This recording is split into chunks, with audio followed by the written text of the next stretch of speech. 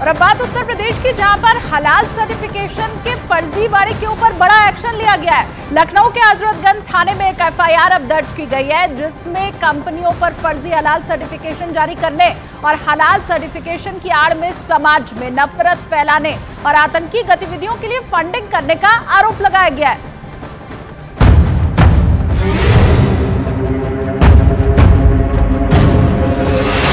फर्जी हलाल सर्टिफिकेशन पर सीएम योगी की स्ट्राइक। नफरत फैलाने वालों पर यूपी पुलिस का एक्शन। खानों की चीजों पर हलाल का सर्टिफिकेशन देने वाली कंपनियों पर उत्तर प्रदेश में बहुत बड़ा एक्शन लिया गया है। लखनऊ के हजरतगंज थाने में जो मामला दर्ज किया गया है, उसमें इन कंपनियों पर बहुत ही बड़े आरोप लगाए गए हैं। फर्जी हलाल सर्टिफिकेशन पर लखनऊ पुलिस ने बड़ा एक्शन लिया है। कई कंपनियों के मालिकों और मैनेजमेंट के खिलाफ राष्ट्र विरोधी गतिविधियों में शामिल होने और आतंकियों को संगठनों को फंडिंग करने का आरोप लगाए हैं।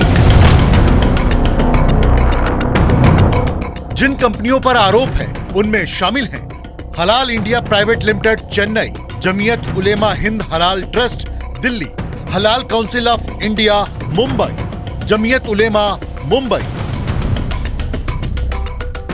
इन कंपनियों पर आरोप है कि ये जन आस्था के साथ खिलवाड़ कर रही थी और इन पर दंगा कराने का भी आरोप है। जिन धाराओं पर मुकदमा दर्ज हुआ है उनमें शामिल है आपराधिक साजिश, समाज में नफरत फैलाना, अवैध वसूली, जालसाजी।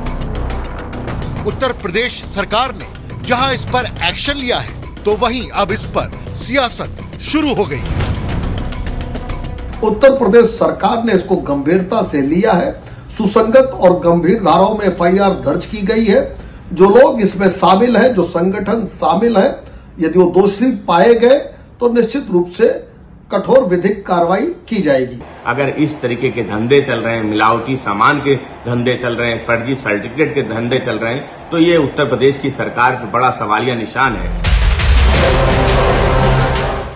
एफआईआर के मुताबिक इन कंपनियों पर आरोप है कि ये शाकाहारी चीजों जैसे तेल, साबुन, टूथपेस्ट और शहद वगैरह में भी हलाल सर्टिफिकेट जारी कर रही थी और आरोप है कि इसके जरिए एक खास समुदाय के लोगों को बरगलाया जाता था कि वो हलाल सर्टिफिकेट वाले ही सामान खरीदें, जिससे दूसरे कारोबारियों का नुकसान होता था और साथ ही समाज में नफरत का माहौल पैदा हो रहा था। साथ ही ये आरोप भी लगाया गया है कि ये कंपनियां अपनी इस साजिश से जहां देश को कमजोर करने में जुटी थी, तो वहीं आतंकी संगठनों को फंडिंग भी कर रही थी।